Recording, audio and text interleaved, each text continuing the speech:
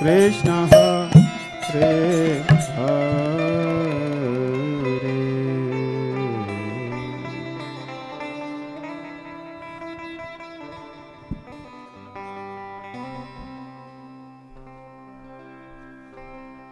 तो बहुत विविध प्रकार के श्लोक यहाँ से आरंभ हुए। मात्रा स्पर्शास्तु कौन्तेय, और मृत्युजा ने कहा कि अंत काले च मामेव च, और पत्रम पुष्पम फलम तोयम, और इनका था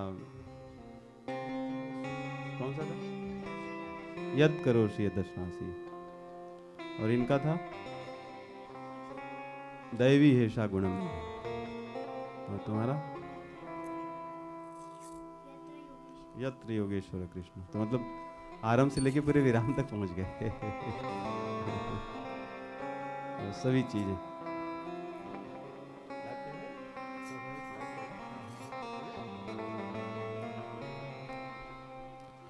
श्री सीतानाथ समारंभाम् श्री रामानंदार्य मध्यमाम् अस्मदाचार्य पर्यन्ताम् वन्दे श्री गुरु परम्पराम्,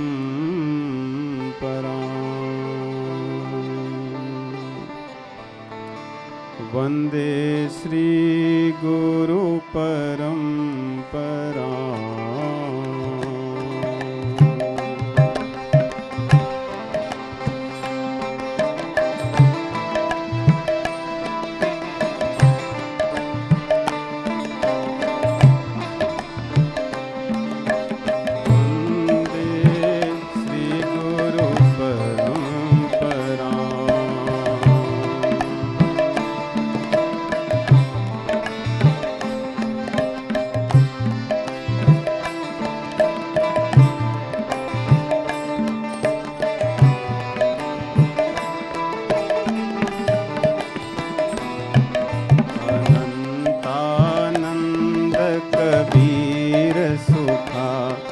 सुर सुर पुरा पद्मावती नरहरि दीपा भावानंद रे दास धना सेन सुर सर की घर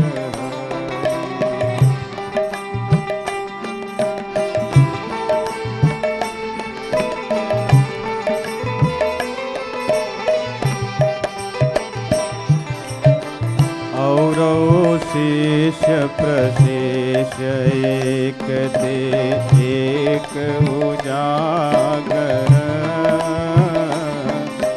विश्व मंगल आधार सर्वानंद दश धारागर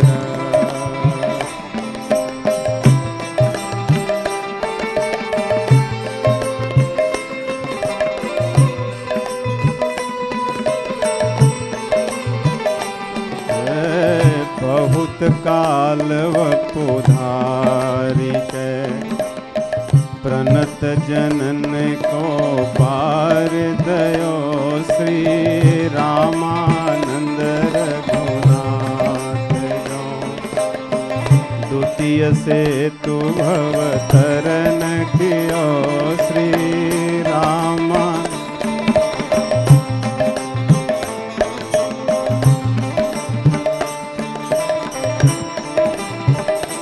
श्री रामानंद रघुनाथ जो।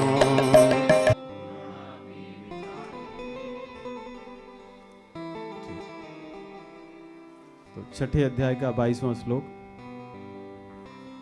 मनुष्य शरीर मिलने पर या कोई भी योनि मिले व्यक्ति को, कुल 84 लाख योनियां हैं। शायद विमल भक्ति को याद है कितनी क्या क्या है। 10 लाख प्रकार के पक्षी हैं, 9 लाख प्रकार के जल जंतु हैं, 11 लाख जो स्वेदज जो कीड़े मकोड़े जो उत्पन्न होते हैं गंदगी से, और 20 लाख तरह के पौधे हैं, 30 लाख प्रकार की योनियां पशुओं की हैं, और बचे 4 लाख वो मनुष्यों की हैं। तो 4 लाख मनुष्यों की योनियों में जो लोग भगवत मार्ग में लगे हैं उन्हें तो अपने श्रेष्ठ योनि ही समझनी चाहिए। उसमें भी 4 लाख में भी श्रेष्ठ। तो जितने भी जीव संसार में दिखते हैं या नहीं दिखते हैं, सभी अपने अपने किसी न किसी प्रकार से सुख में लगे। पशु को देखें, वो भी सुख पाने के लिए लगा हुआ है और उसे पता नहीं चलता। इस युग में तो अधिकतर सभी पशु काट दिए जाते हैं। कुछ लोग इसलिए भी काट दिए जाते हैं जिससे इकोलॉजी का संतुलन बना रहे, बैलेंस बना रहे।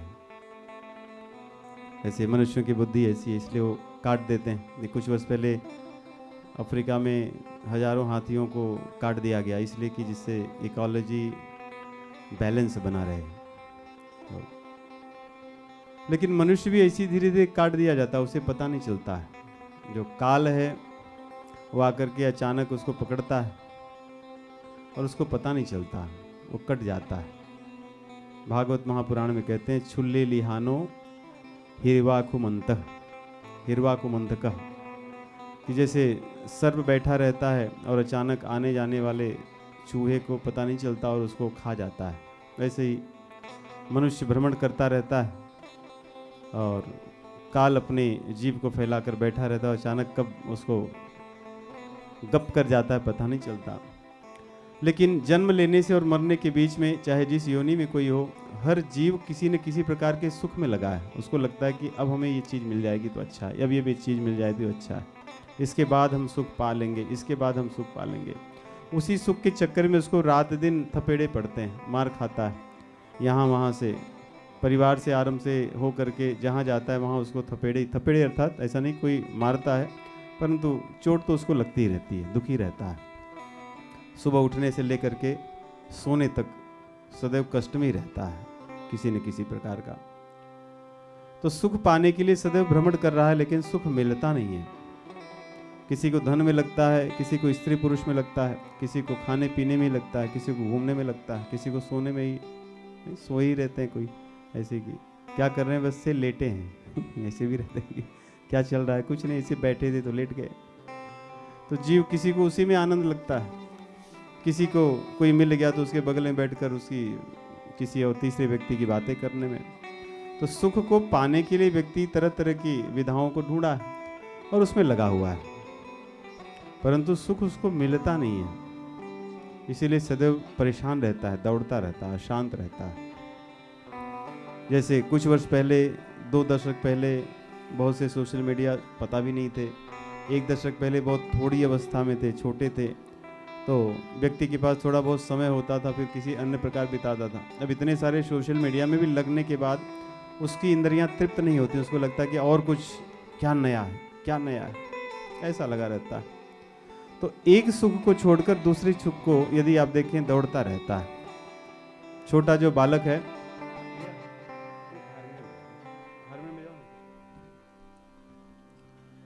तो छोटी अवस्था से व्यक्ति को लगता है कि अब हमने इसमें सुख पाना था, उसको पा लिया, उसके बाद किसी दूसरे में जाता है, उसको पा लिया। तो अपने सुख की जो उसकी स्थिति है, वस्तुएं हैं या व्यक्ति हैं, वो बदल रहे हैं, एक के बाद एक, एक के बाद एक, एक के बाद एक, क्योंकि ये सारी इंद्रियों से मिलने वाले सुख हैं। इंद्रियों से मिलने वाले सुख सदैव परिवर्तनशील ही रहेंगे, क्योंकि हमारी इंद्रियां वैसी ही हैं। ये जो विषय की इंद्रियां बनी हुई हैं, ये संसार के सुख को पाने के लिए, जो नश्वर वस्तुएं हैं उसके लिए बनी हैं, इसलिए, और उनमें सुख है नहीं। जैसे कोई व्यक्ति को कहा जाए कि इस रसोई में आज इन्होंने, वैसे तो एकादशी है तो रसगुल्ला तो खा सकते हैं शायद, रसगुल्ला बनाकर इन्होंने रखा है, और सब लोग अपना अपना ढूंढने लगे कि इसमें खाएं चखें, नहीं ये नहीं है, ये नहीं, ये नहीं, पूरी रसोई ढूंढ लेंगे, लेकिन अगर रसगुल्ला उसमें नहीं होगा तो रसगुल्ला मिलेगा नहीं। लेकिन ढूंढ सभी रहे हैं कि कहीं ना कहीं तो होगा, मुझे मिल जाएगा, मुझे मिल जाएगा। लेकिन जिसको मिल जाएगा तब वो अपना ढूंढना बंद कर देगा, जैसे मिलेगा वो अपना शांति से बैठ करके फिर रसगुल्ला का स्वाद लेगा, बाकी लोग ढूंढते रहेंगे कि है, कहीं तो कहीं होगा। तो जो विषयों के सुख हैं, जीव संसार में ढूंढ रहा है कि अब मिल जाएगा, अब मिल जाएगा, अब मिल जाएगा, लेकिन जब है ही नहीं। राजा राम जी ने कहा कि आज रसगुल्ला रसोई में होगा ही नहीं, इन्होंने यहाँ से हटा ही दिया तो जब है ही नहीं तो हम कितना भी ढूंढें तो यहाँ वो मिलने वाला नहीं है। वैसे ही विषयों में सुख नहीं है। आप किसी भी योनि में जाएं, पशु पक्षी, पेड़ पौधे, कीड़े मकोड़े, ये सब सुख को ढूंढना चाह रहे हैं, मनुष्य भी लगा है। इसलिए तरह तरह की वस्तुओं में बड़े बड़े रिसर्च भी किए जा रहे हैं। ये बड़े बड़े रिसर्च इसीलिए जिससे आने वाला जो समय है, लोगों को जो चाहिए वो मिल जाए। इतने रिसर्च करके वो सब चले गए, रिसर्च की चीज़ें भी आ गई, मनुष्य उसको पा भी गया, लेकिन फिर भी उसकी जो इच्छा थी, जो ढूंढ रहा था, वो पाया नहीं, क्योंकि ये इंद्रियों की सुख, इंद्रियों का सुख है। जो अतीन्द्रिय सुख है, अर्थात इंद्रियों के बाद का जो सुख है, उस सुख को जीव ढूंढ रहा है। उस सुख को यदि हम अनुभव करेंगे या उस सुख की ओर हम लग जाएंगे, हमें उसकी सुख की अगर सुगंध भी आएगी कि हाँ कहीं ये सुख तो लग रहा है यही है, तब हम उस सुख की ओर तब चलेंगे। भगवान यहाँ पे यही कह रहे हैं, यम लब्ध्वा चा परम लाभम मन्यते नाधिकम ततः, नाधिकम ततः मन्यते सुखम। कब? यम लब्ध्वा, यार व्यक्ति को ये मिल जाए तो, अगर इनको पा लेंगे तो ततः उसके पश्चात तब वो ढूंढना बंद कर देंगे, क्योंकि इससे अधिक कोई और सुख नहीं है।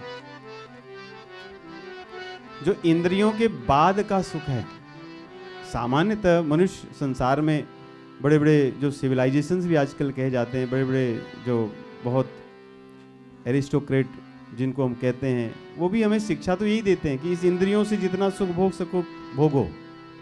और लोग दूसरों, जो फिलैंथ्रोपी वर्क है, ये भी इंद्रियों के सुख को देने के लिए है। इसलिए फिलैंथ्रोपी वर्क तो इतने बढ़ गए, नहीं पिछले 100 वर्षों में शायद हजारों गुना से अधिक भी बढ़ा हुआ है, नहीं 1000 गुना तो हम कम कह रहे हैं।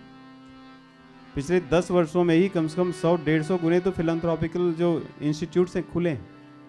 लेकिन लोगों का दुख पिछले 100 वर्षों में, पिछले 10 वर्षों में जो जितना था उससे कई गुना अधिक अभी दुखी हैं लोग। पहले तो लोग हंसते हुए मिलते थे, एक दूसरे को देखते हुए प्रसन्न होते थे। अब तो हर आदमी एक दूसरे को देखते हुए चिढ़ा हुआ है, मुंह लटकाया हुआ है। जिसके पास सब कुछ है वो उसका भी मुंह लटका है, जिसके पास कुछ नहीं है उसका तो वही है।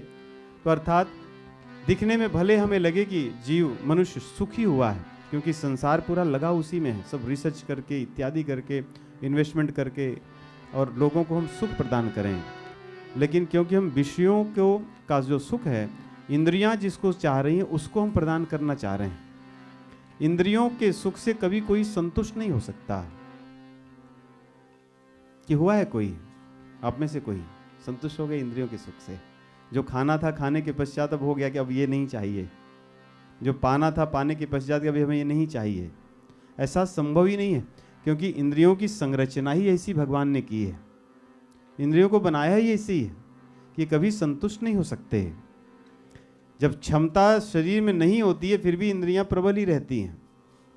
प्राण वायु के क्षीण हो जाने पर जब इंद्रियों का बल पीछे से, जब कहते हैं कि इलेक्ट्रिसिटी जब सप्लाई चार्जिंग बंद हो जाता है, तब वो सेलफोन धीरे धीरे, सेलफोन डेड नहीं हुआ है, बस उसको चार्जिंग नहीं मिली है।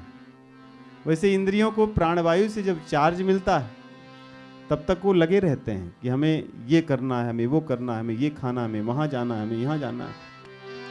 और संसार में हम जहाँ जाते हैं हमें शिक्षा भी यही मिलती है कि आप ये करो, ये करोगे तो आप सुखी हो जाए। बच्चों को ये कराओ जिससे बच्चे सुखी हो जाएंगे, समय ऐसा चल रहा है, इसको करने से फिर आपका पूरा जीवन बन जाएगा। परंतु ऐसे होगा नहीं।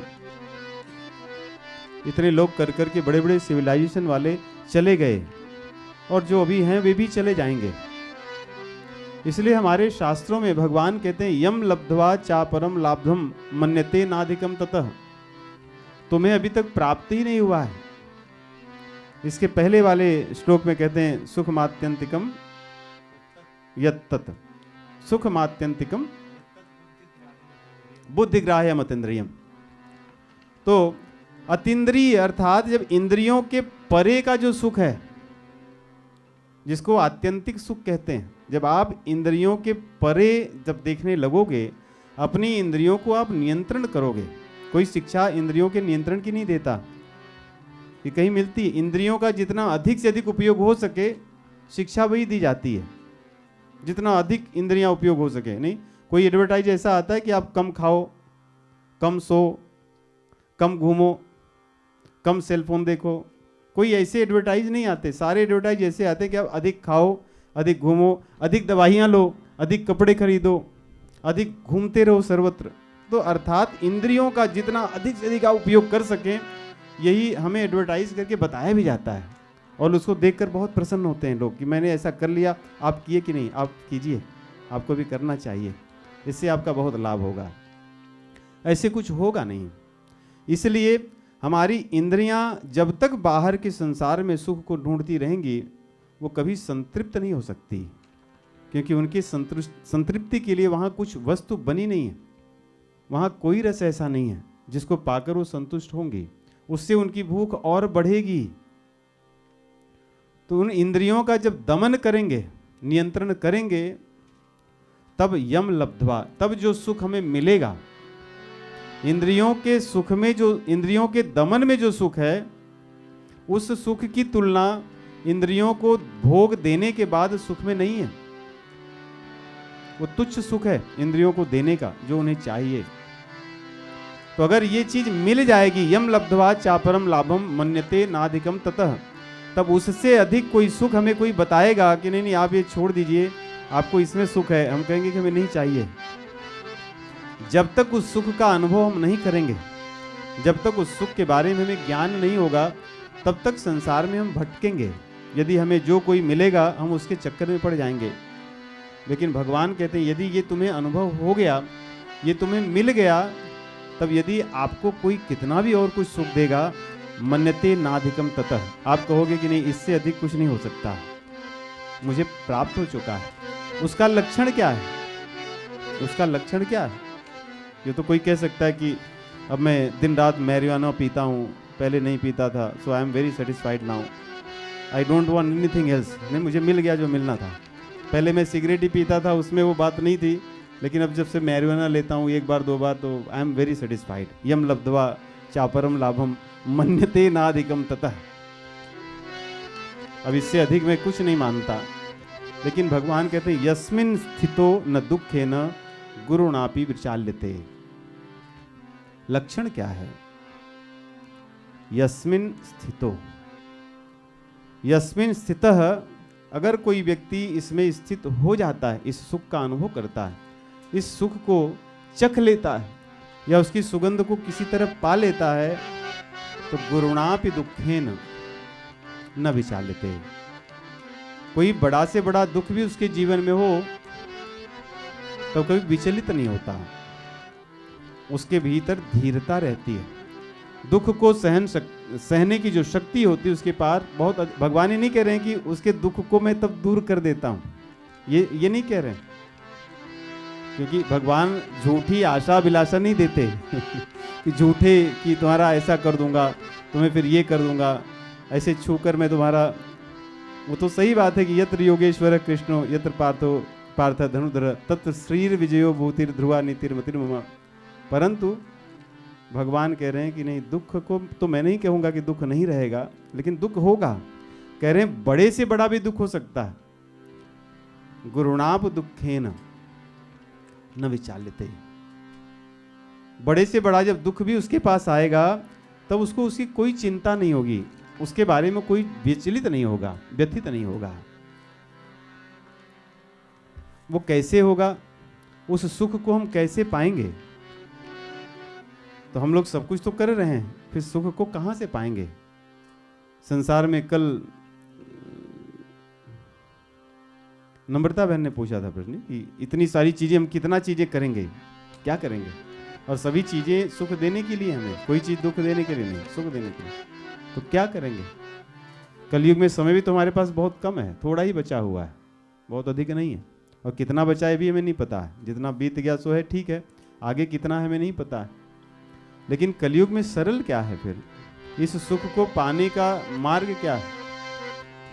इस सुख को पाने का अध्यात्म मार्ग है, क्योंकि अध्यात्म मार्ग में ही इंद्रियों को दूसरे विषयों से निकाल करके हम भगवत मार्ग में लगाते हैं। इन विषयों का निराहार, इंद्रियों का निराहार इसी अध्यात्म मार्ग में करते हैं, सांसारिक मार्ग में नहीं। निराहार अर्थात इंद्रियों को चीजें न देना, उतनी ही देना जितने की आवश्यकता है, जितने से उनका काम चल जाए। तो कलयुग में मार्ग तो बहुत से हैं, लेकिन हमारी भगवत गीता जो मार्ग बताती है, भगवान कहते हैं कि अहम सर्वस्व प्रभवो मत्तः सर्वम प्रवर्तते इति मत्वा भजन्ते माम बुधा भाव समन्विता। अहम सर्वस्व प्रभवो। भगवान कहते हैं कि सब कुछ, सबका स्वामी तो मैं हूं, या सबका बाप मैं हूं। सर्वस्व प्रभुः, सबका पिता मैं हूं। मत्तः सर्वम प्रवर्तते, मुझसे ही सब कुछ प्रवर्तित होता है। अर्थात जितने भी संसार में वाद विवाद संवाद की चीजें हैं, कहते हैं सब मुझसे ही प्रवर्तित होता है। भागवत पुराण में कहते भी हैं कि वाद विवाद ये सब मेरी शक्ति ही है। यत् शक्तयो वदताम वादिनाम वै विवाद संवाद भुवो भवन्ति कुर्वन्ति चैषा मोहरात्म मोहम तस्मै नमोनंत गुणाय भूमने। ऐसे प्रभु को मैं प्रणाम करता हूँ, जिनकी शक्ति का ही ये परिणाम है कि संसार में सब जगह वाद विवाद संवाद इत्यादि सब चलते हैं। ये आता तो वहीं से है, भगवान की ही दी हुई जो तत्व ज्ञान है वहीं से। तो भगवान कह रहे हैं कि मैं ही सबका स्वामी हूँ, मुझसे ही सब चीजें प्रवर्तित होती हैं, किसी प्रकार की जो भी चीजें हैं। यदि इसको जान करके इति मत्वा भजन्ते माम बुधा भाव समन्विता, जो बुद्धिमान लोग हैं वो मेरा भजन करते हैं, ये जान करके कि मुझसे बड़ा कोई नहीं है। हम इस श्लोक को इसलिए कह रहे हैं, यम लब्ध्वा चापरम लाभम मन्यते नाधिकम ततः। इस सुख को पा जाने पर उससे अधिक कोई सुख नहीं मिलता। अर्थात जो सबसे बड़ा सुख है वो तो जो सबसे बड़ा कोई होगा उसी से मिलेगा।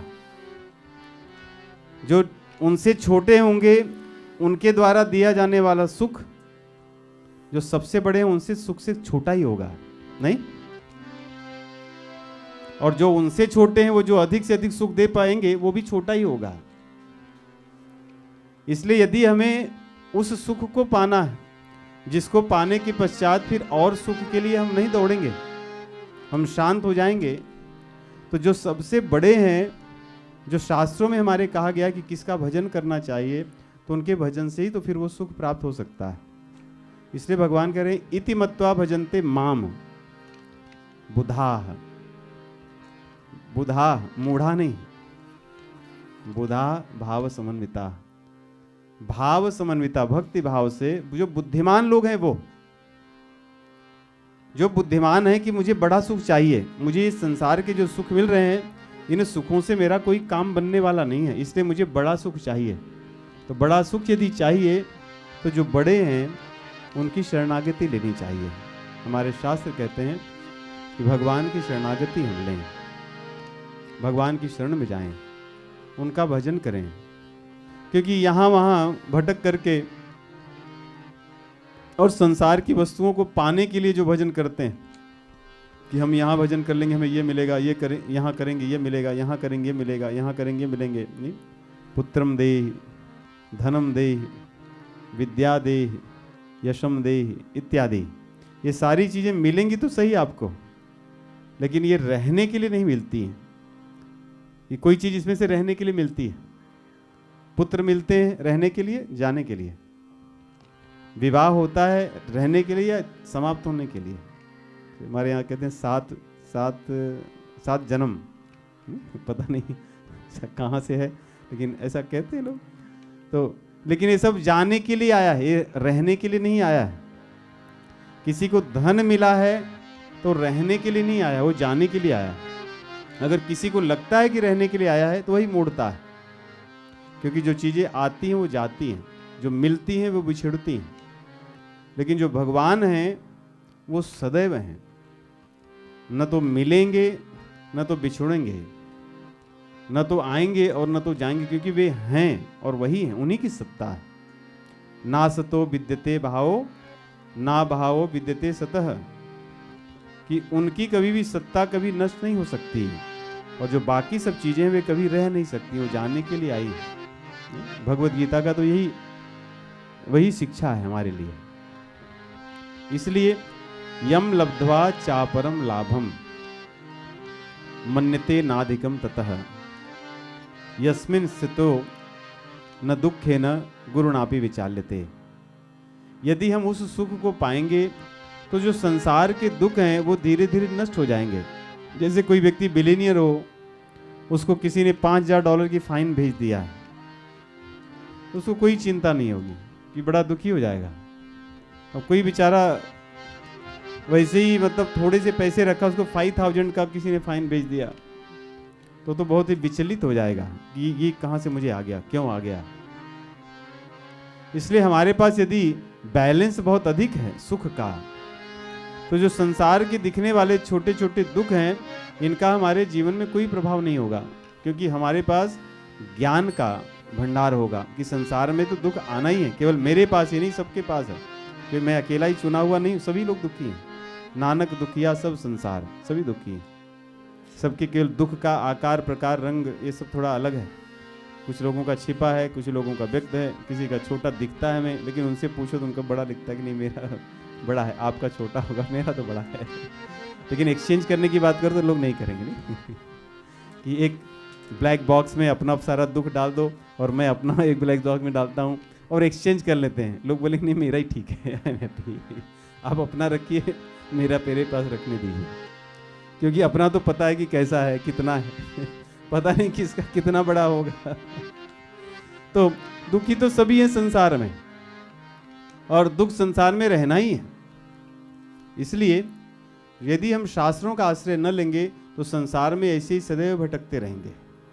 और संसार में मिलने वाले सब लोग हैं, सब फिलैंथ्रोपी जो अगर कोई बात करता है कितना अच्छा लगता है, नहीं? ये बहुत सेवा करते हैं। क्या सेवा करते हैं? ये इस तरह की इंद्रियों का तृप्ति को बढ़ाते हैं। अच्छा अच्छा, बहुत अच्छे हैं।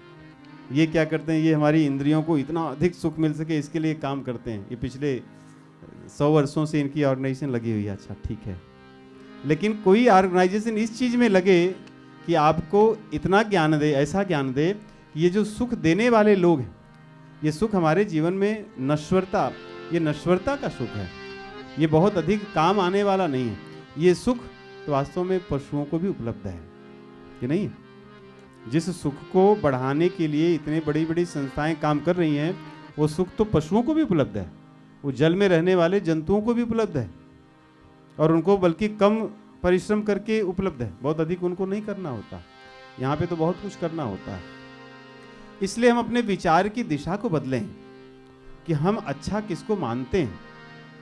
संसार में चीजें दिखती तो अच्छी हैं, लेकिन क्या वास्तव में अच्छी हैं वे हमारे लिए? ऐसे स्थानों पे हमें स्वार्थी का अर्थ यही है कि जो अपने अर्थ को जानता है, जो अपने लाभ को जानता है। व्यक्ति को यही नहीं पता, कोई उसको खूब ऐसी सुविधाएं दे रहा है कि वो खूब बड़ी सरलता से बहुत सारी चीज़ें संसार की अर्जित कर सके। जैसे कोई सेल लगाया है और आपको कहा कि 70% ऑफ, 70% ऑफ, आप अपना सब कुछ छोड़ करके दौड़ रहे हैं, सारा इकट्ठा करके आप ला करके रख दिए। उसमें से आपको हो सकता है 5% चीज़ों की आवश्यकता थी, बाकी 95% ऐसी पड़ी है कि आपको संतुष्टि है कि मैंने ला करके रख दिया है, और भी 70% ऑफ पे मैं लाया हूँ। ये मिथ्या संतुष्टि है। यदि वो वस्तु आपके जीवन में न होती तभी भी आप सुखी थे। आपने अपना समय एक प्रकार से व्यर्थ ही किया कि उतना समय जाग करके और ये सारी चीज़ें, फिर भी 30% आपने अपना ऐसे ही दे दिया बिना किसी कारण से। आपको उसकी आवश्यकता नहीं थी वो 30% की देने की, लेकिन आपका 30% उन्होंने ले लिया और आप प्रसन्न होकर के आ गए। तो इसलिए हम अपने विवेक का प्रयोग करें। हम पढ़ लिख तो रहे हैं, सारी चीज़ें हम सीख तो रहे हैं, लेकिन हमारा विवेक हमसे दूर होता जा रहा है। हम अपने लाभ को ही भूल गए। संसार में देखिए, इसको चाहे षड्यंत्र माने या काल का प्रभाव माने, लोग निश्चित करते हैं कि आपको कैसे जीना है। लोग निश्चित करते हैं आपको कैसे जीना है, आपको कैसे कपड़े पहनना, ये लोग निश्चित करते हैं। आपको किस प्रकार की कहाँ कहाँ घूमने जाना है, ये लोग निश्चित करते हैं। नहीं, अभी कुछ लोग किसी एक स्थान पे घूमने जाने लगे तो सब लोग बोलेंगे अरे मैं तो कभी नहीं गया, मुझे भी जाना चाहिए, तो भी दौड़ के चले गए देखने के लिए।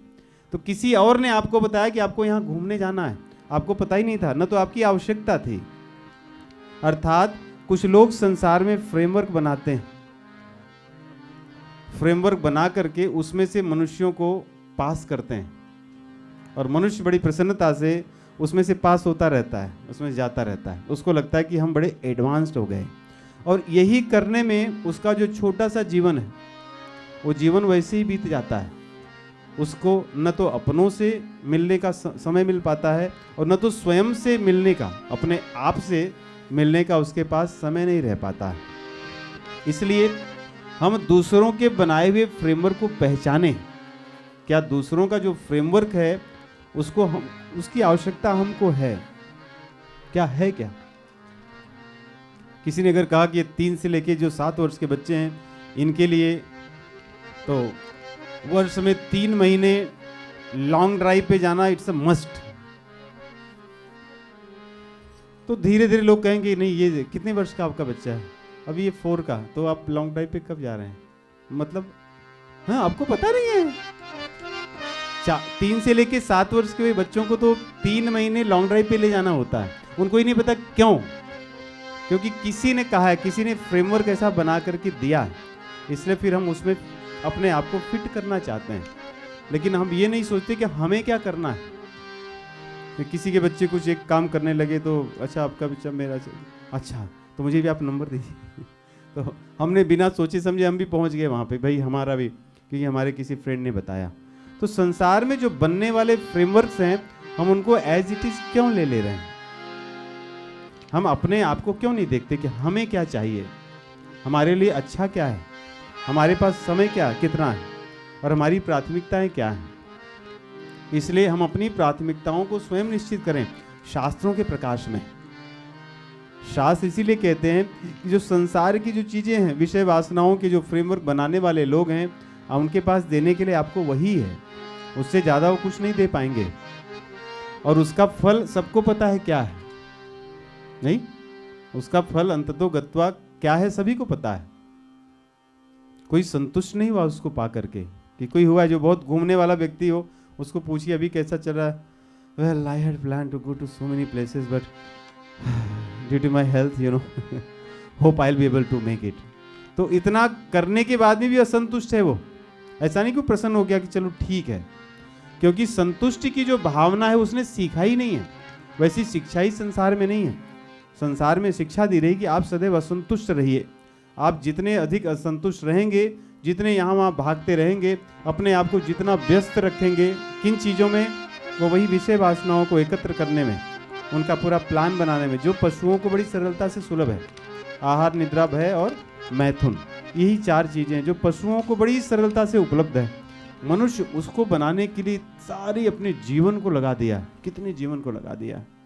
इसलिए हम जब शास्त्रों को का अध्ययन करें, सत्संग करें, तो हम अपने फ्रेमवर्क को स्वयं चुनें कि हमें कैसे रहना है। शास्त्र हमारे क्या कहते हैं, हमारे आचार्य क्या कहते हैं, इस जीवन का उद्देश्य क्या है। हमारा माता पिता की तरह और हमारी पुत्र पुत्री की तरह क्या हमारा कर्तव्य है।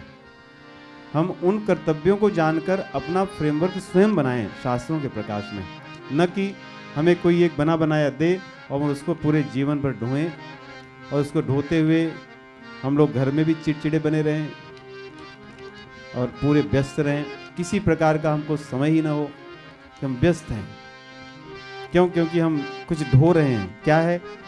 हम फ्रेमवर्क ढो रहे हैं। क्यों? क्योंकि हम मॉडर्न बन गए हैं। इसलिए हम जितना पढ़ते हैं, आपने पढ़ा क्या? कल न्यूज़ में आया था, कल मैंने देखा था। क्या है? अब ये चीज़ें प्रतिदिन हर व्यक्ति को खानी चाहिए, इससे बहुत लाभ होता है। किसी की फिर किडनी फेल नहीं होती है। तो मतलब अगर ऐसा हो फिर किडनी फेलियर तो पूरी तरह से बंद हो जाए। तो पहले हम उनको वो चीज़ें खिलाएंगे जिससे किडनी फेल हो, क्योंकि वो भी हमें किसी ने दिया कि आप ये खाते रहिए। उसके बाद फिर कोई ला के देंगे कि आप ये खाइए जिससे किडनी फेल नहीं होगी। तो हम दूसरों की बनाई हुई चीज़ों को ढो रहे हैं। शास्त्र तो कहते हैं यदि हमारा आहार विहार शुद्ध होगा तो प्रारब्ध के अनुसार जो चीज़ें शरीर को मिलनी होगी मिलेगी, सुख या दुख। तो हम यथा संभव शास्त्रों के प्रकाश में अपने आहार विहार को शुद्ध करें, अपने आचरण को शुद्ध करें, अपने कर्तव्यों को शुद्ध करें, अपनी जो हमारी क्रियाएं हैं, दैनिक दिनचर्या है, उसको शुद्ध करें। वास्तव में सत्संग का यही लाभ है। सत्संग का लाभ केवल सुन करके और भजन गा करके और फिर प्रसन्न होकर के कुछ समय के लिए चले जाना और उसके बाद फिर याद ही न रहे कि क्या करना है। सत्संग में हमारा लक्ष्य हो कि अब तो बहुत कुछ बीत गया, लेकिन अब नहीं बीतने देंगे। अब लौन सानी राम अब नान सही हाँ, अब लौन सानी।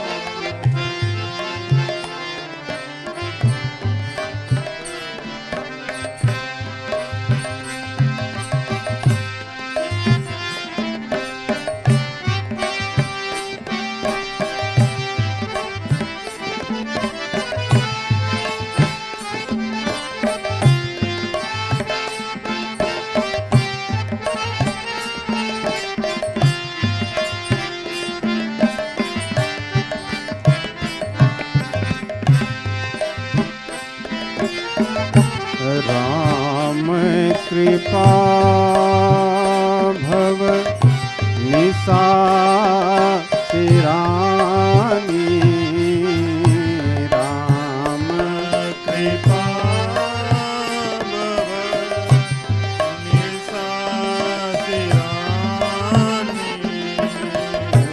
जागे फिरी न दसई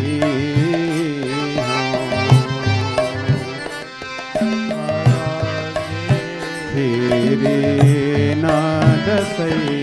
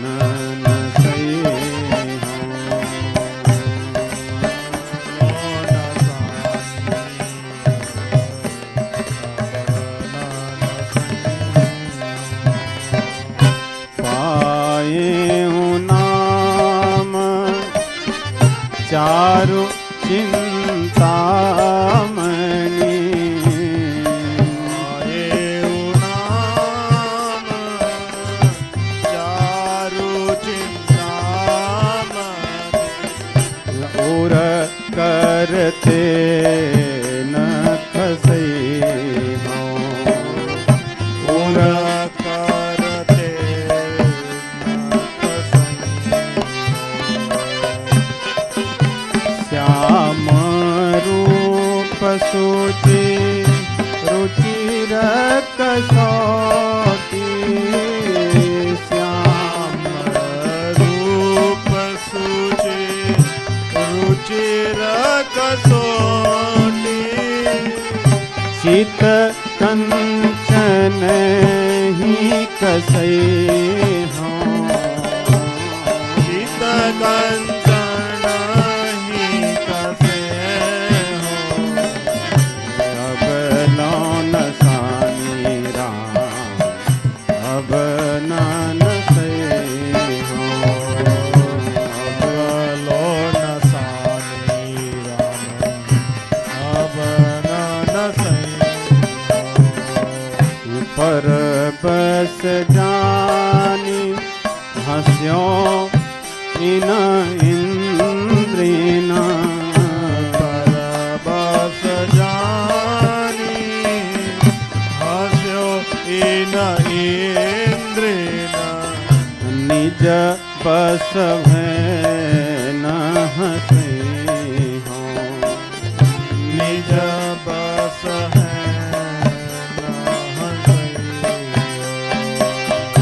मन मधुकरपन कई तुलसी रघुपति पद कमल बसे अब लौन सानी राम अब नन से लोन सानी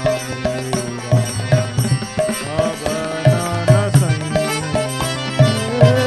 अब लौन सानी राम अब नन सही अब लोन सानी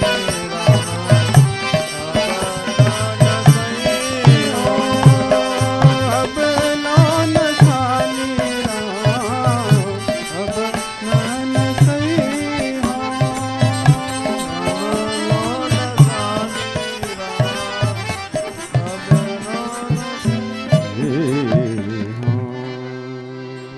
हमारा संकल्प हो कि अब तक जो था सो था, लेकिन अब नहीं, क्योंकि अब हमें चिंतामणि मिल चुका है। जो हम उससे कहेंगे वो हमें देता है। चिंतामणि कैसा? सांसारिक चिंतामणि नहीं। तो भागवत महापुराण में कहते हैं, चिंतामणि लोक सुखम सुरद्रु स्वर्ग संपदम प्रच्छति गुरु प्रीतो वैकुंठम योगी दुर्लभम। कि एक चिंतामणि होता है जो संसार के सुख को देता है, परंतु ये चारु चिंतामणि है। भगवान के नाम का ये चिंतामणि है, ये उस चिंतामणि से अलग है। ये आप भगवान से जो मांगोगे वो देगा। विशेष रूप से भगवान का धाम देने वाला चिंतामणि। ये चिंतामणि हमारी दरिद्रता को नष्ट करेगा। हमारी जो संसार को मांगने की प्रवृत्ति है, जिसके कारण हमें वो सुख अभी तक नहीं मिला, उस प्रवृत्ति को नष्ट कर देने वाला चिंतामणि है। तो ये ऐसा है। इसके भगवान के नाम के चिंतन से ये चिंतामणि भगवान को दे देता है, संसार को नहीं, भगवान को दे देता है। इसलिए हमारा संकल्प हो कि संसार के सुख के लिए तो हम कई बार, पता नहीं कितने बार होगा अनंत जन्म हमने लिया है, हमें नहीं पता भी कितना होगा, लेकिन हम यदि चाहें तो इसको रोक सकते हैं। ये हम पर है। यदि हम कहें भगवान से कि प्रभु अब नहीं मैं चाहता इस संसार में भ्रमण करना, अब मैं, वो सूरदास जी कहते हैं कि अब मैं नाचूं बहुत गोपाल, कि मैं अब तक बहुत नाच लिया लेकिन अब नहीं नाचूंगा मैं, अब मैं नहीं नाचना चाहता। यदि हम भगवान से कहें कि प्रभु अब हम नहीं नाचना चाहते, आपका जो नाम रूपी चिंतामणि है, कलयुग में इससे अधिक बड़ा और कोई धन हमारे पास नहीं है वह नाम का। वैसे तो सभी युगों में चहुयुग चहुश्रुति नाम धारा, परंतु कलयुग में ये विशेष प्यारा है, बहुत विशेष है ये। कलयुग में इसके माध्यम से हम वो सारी चीजें पा सकते हैं जो बड़े बड़े तप करने पर लोग पाते थे, परंतु हमारी दृढ़ता इसमें हो। इसलिए भगवान के नाम को हम जपें और भगवान के नाम को जपने के लिए अन्य लोगों को प्रेरित करें। ये बहुत बड़ा फिलैंथ्रोपिकल वर्क है, नहीं? ये फिलॉन्थ्रोपिकल जो वर्क है, ये मनुष्यों के कहते हैं कि वो दुख की जड़ को काटने वाला है, जिससे उनके जीवन में दुख होगा ही नहीं। तो हम लोग उस तरह के फिलॉन्थ्रोपी करने वाले लोग हैं। बाकी और तो ठीक है, कोई व्यक्ति अगर जल में डूबता रहे और हमें निकालना हो और बेचारा ऐसे गमछा लगाया तो उसके गमछे को खींच लें और जाओ, वो डूब ही रहा है।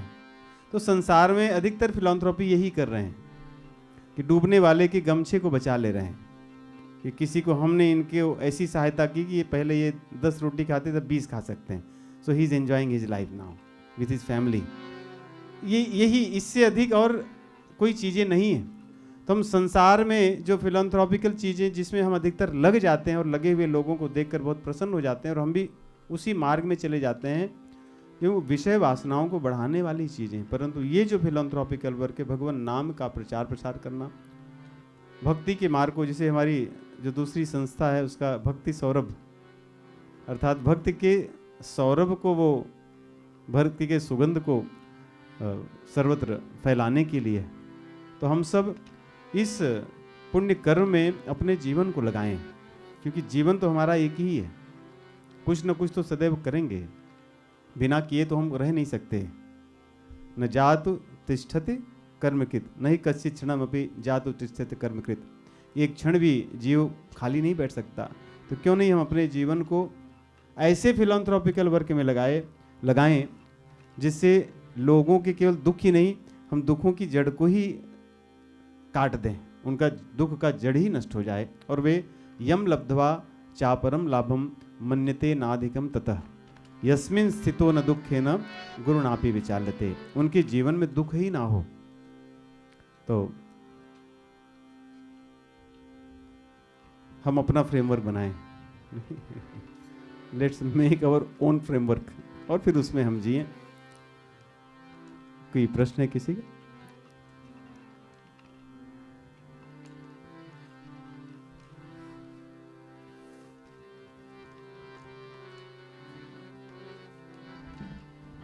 जितने लोग भजन गाए सभी का प्रश्न होना चाहिए।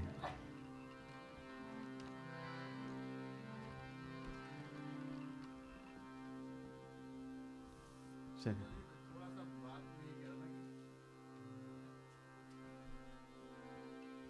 राम राम संतोष जी। राम राम राम। जैसे जो आपने बताया उसमें मैं थोड़ा सा एक ये चीज़ और मुझे लगता है कि जैसे जो भूखा है, मैं जो पेट भरे में उनकी बात तो ठीक है, जो भूखा है उसको पहले खिलाना तो पड़ेगा, तभी वो हमारी बात सुनेगा। बहुत अच्छा प्रश्न है इनका। जी जी अवश्य। जो भूखे हैं तो उनको हम भगवत प्रसाद खिलाएं, नहीं उसमें भी हमारी सेवाएं भगवान में हूँ। जी,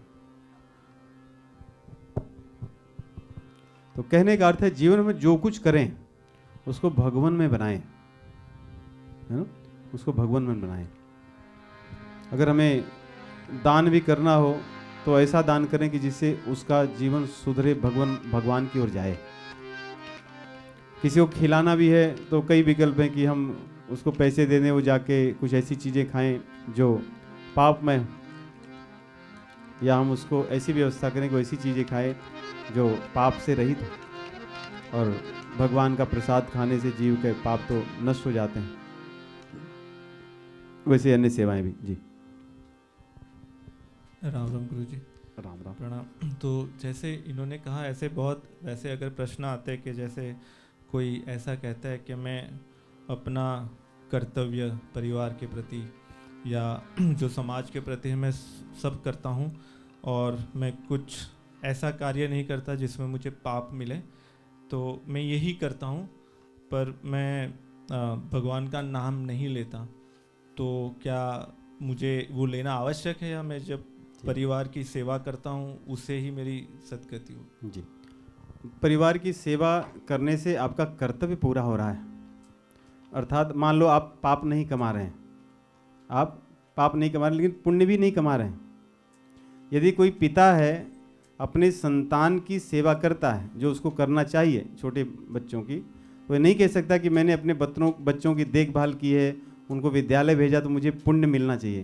पुण्य क्यों मिलेगा? तो आपका कर्तव्य था। वैसे ही अपने परिजनों के प्रति जो आपने कार्य किया तो आपने बहुत अच्छे से विधिवत किया। वैसे तो यदि बहुत ध्यान से देखें तो किसी भी कार्य को करने में पाप तो है ही है। मान लो आपने अपने परिजनों के लिए घर बनवाया, घर को बनवाने में भी पाप होते हैं।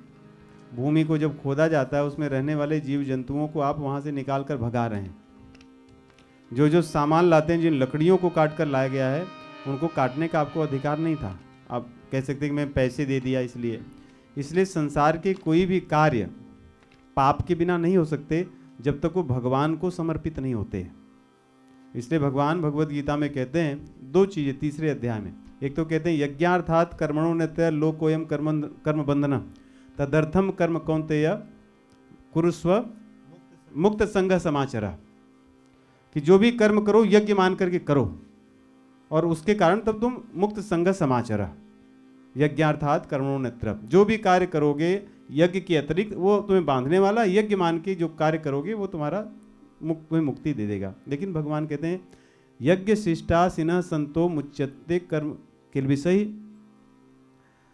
ये पचन्त्यात्म भुंजते ते तुगम पापा ये पचन्त्यात्म कारणात्। अब यहाँ पे केवल भूंजन भोग लगाना केवल खाना ही नहीं है। भुंजते ते तुगम पापा ये पचन्त्यात्म कारणात् यज्ञ शिष्टा सिन्ह संतो मुच्यन्ते सर्व किल्बिषै। यदि आपने केवल अपना कर्तव्य से ही किया है, जो भी चीज़ें हैं उसमें ऐसा है कि मैं इसमें अच्छा घर बना ले, इसमें आराम से रहूँगा, तो किसके लिए? आत्म कारणात्, अपने लिए। उसका फल भगवान ने क्या बताया? पाप। क्योंकि जब आप अपने लिए कुछ करने लग रहे हैं तो वहाँ पर पाप आ गया, भले आप बहुत अच्छे से सोच के कर रहे हैं। इसलिए जहाँ पर आप अपने केवल कर्तव्य को करने के लिए और वहाँ पे कि मेरा है, मैं करता हूँ, मैं अपने लिए करूँगा, मैं भोगता हूँ, ये हमारे लोग हैं, तो उस बुद्धि में पाप तो आएगा ही। यदि वही भगवत चिंतन करके करें, भगवान के लिए करें, यत करोषि यदोष्णासि यज्जुहोषि ददासि यत, किसी बच्चे ने आज कहा यत तपस्यसि कौन्तेय तत्कुरुष्व मदर्पणम। भगवान करें जो भी करो यदि मेरे लिए करोगे तो, अगर मेरे लिए करोगे तो उसमें पाप नहीं होगा। तो आपका जो उदाहरण है उसमें यदि हम सोचें कि हम सबके लिए केवल ऐसे कर रहे हैं लेकिन भगवान का नाम नहीं ले रहे हैं, अर्थात भगवान को हमने दूर ही रखा हुआ अपने से, तो उसका परिणाम कोई भी क्रियाएं संसार की पाप से रहित असंभव है। क्योंकि संसार ठीक वैसे ही गोस्वामी जी कहते हैं कि जलमल की कल केवल मलमूल मलिना पाप पयोनिधि जनमन मीना। कि जैसे समुद्र के भीतर कोई मछली रहे और वो कहे कि भाई मैं जल से दूर रहती हूँ, मुझे जल नहीं चाहिए, मैं जल से बचना चाहती हूँ, ठीक वैसे ही मनुष्य यदि संसार में रह करके कर्म करे और वो कहे कि मैं पाप से दूर रहता हूँ, पाप में ही रहता है, वो भी कलयुग में तो पाप में ही रहता है। कलि केवल मलमूल मलिना पाप पयोनिधि जनमन मीना। तो कलयुग में हम कोई कर्म ऐसे संभव ही नहीं है जो पाप के बिना हो। आप चिंतन कीजिए कौन सा है। अब गाड़ी चला रहे हैं, पाप नहीं है? कितने जीव जंतु उसके नीचे जब रहे हैं जब आप चला रहे हैं। तो आप जो चीजें खरीदने जा रहे हैं, आपने पैसा दे के खरीद तो लिया, क्या वो चीजों में पाप नहीं है? उनको बनाने में जितनी चीजें उपलब्ध हैं, जैसे और तो छोड़िए, जो चीनी बनकर आती है इतनी सस्ती हमें मिलती है, और जहां से बनकर आती है उनको क्या मिलता है?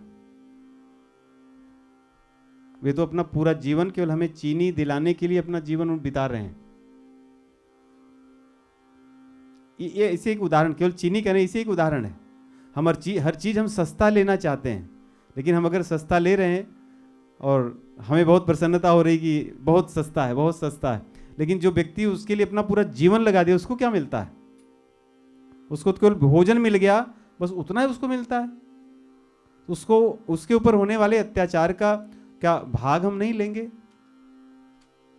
लेना ही होगा हमें। तो बड़ी सूक्ष्म गति है पाप पुण्य की, बहुत सूक्ष्म है। इसलिए भगवान के आश्रय के अतिरिक्त पाप से हम कभी मुक्त नहीं हो सकते। बिना भगवान के आश्रय के पाप से कोई नहीं मुक्त हो सकता। और भगवान के आश्रय का सबसे सरल कलयुग में उपाय है भगवान नाम, भगवान नाम संकीर्तन, भगवान नाम जप, भगवान से प्रार्थना। जब हम भगवान का नाम जपते हैं तो उनसे प्रार्थना करते हैं कि प्रभु मैं आपका हूं, आपको मैं पुकार रहा हूं, मेरी ओर देखिए आप। और फिर उस बहाने हम अपने आप को भी देखते हैं कि मैं कैसा हूं, क्या हूं। तो पीछे प्रश्न एक माइक दे दीजिए।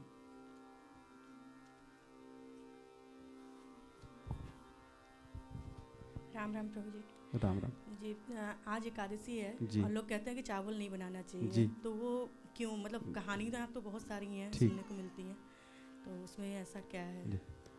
एकादशी के दिन केवल चावल ही नहीं, अन्य अन्न भी नहीं खाना चाहिए।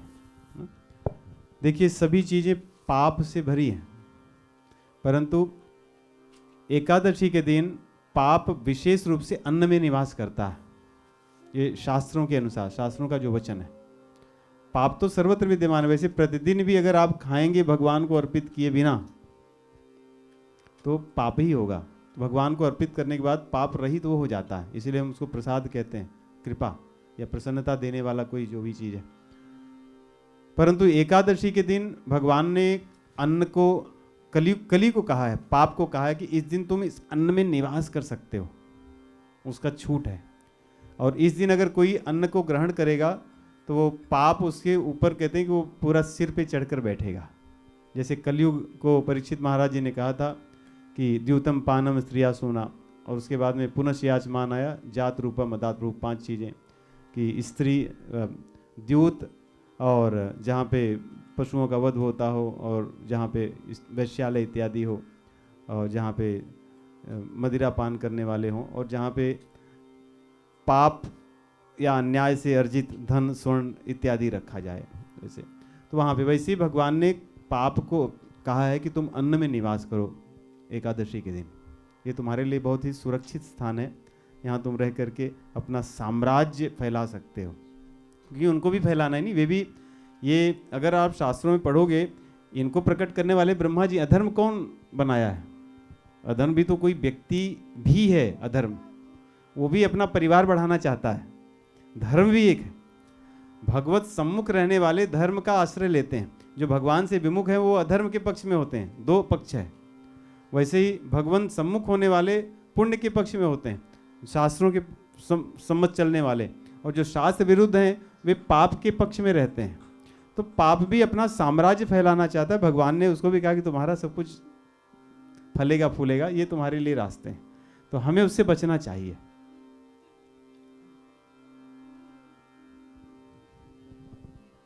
कोई और व्रत करें न करें, वैष्णवों के लिए एकादशी व्रत अवश्य करनी चाहिए, और भगवान के प्राकट्य के जो दिवस।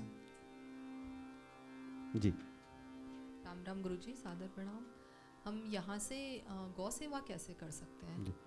राजेंद्र दास जी महाराज कहते हैं जो जहाँ है वहीं से करे ऐसा उनका एक नारा है। तो हम जहाँ पे जो गौ सेवा में लगे लोग हैं उनसे उनकी सहायता कर सकते हैं। और हमारी तो इच्छा है कि हम टेक्सास में जब जाएंगे तो उस दिशा में भी हम लोग सोचेंगे कि हम अगर गौ सेवा करें वहाँ पर। और आते समय तो हमने यहाँ पे घोड़ों को भी देखा, हमने कहा कि घोड़े भी रखेंगे तब तो जी पीछे माइक ले लीजिए। राम राम गुरुजी। कुंड में और नदी में नहाना वो मना है क्या? माने डुबकी लेना, जैसे पुण्य स्थल में जाते हैं तो, जैसे श्याम कुंड, राम कुंड जी, वैसे प्रयास करते हैं कि उनके जल का स्पर्श करें, उसी से ही हमें लाभ प्राप्त हो जाता है। दरस परस मत जन रूपाना, उनका दर्शन से भी लाभ प्राप्त हो जाता है, स्पर्श से भी प्राप्त हो जाता है। उसमें नहाने से मज्जन की भी प्रथा है, ऐसा नहीं कि मना है, मज्जन की भी प्रथा है, और उनको पान करने के, पीने की भी प्रथा है। लेकिन पावन नदियों में स्नान करने के बड़े नियम हैं। उनमें कभी भी अपने वस्त्रों का प्रक्षालन नहीं करना चाहिए। जितना कम से कम हो सके उतना ही स्नान करना चाहिए। ऐसा नहीं कि वहाँ गए खूब बढ़िया साबुन और शैम्पू सब पूरा लगा के अपना विस्तार करके और कर रहे हैं, ऐसा कभी नहीं करना चाहिए। तो नदियों के लिए गंगा आदि जो पावन नदियाँ हैं जितनी भी अपनी हैं, अपने भारत की सभी नदियों को पावन ही कहा गया है। सभी गंगा जी से लेके दक्षिण में कृष्णा कावेरी तक बीच में जितनी नदियाँ हैं, सभी नदियों में स्नान करने के इससे नियम। इसीलिए कहते हैं कि गंगा आदि नदियों में स्नान करने के तो बहुत नियम है और उसको बहुत परिश्रम के बाद तब फल मिलता है। लेकिन कथा गंगा में स्नान करने के ऐसे कुछ बहुत अधिक नियम नहीं है, लेकिन उसके लाभ बहुत अधिक हैं और वहाँ पे पाप मिलता है। यदि गंगा आदि में यदि आप कपड़े इत्यादि धोए और भी सब चीज़ें, बहुत सी नियम है, यदि आप ऐसे करें तो आपको पाप मिलता है। परंतु भगवत कथा गंगा में ऐसा कोई नियम नहीं है, प्रत्यवाय नहीं है कुछ।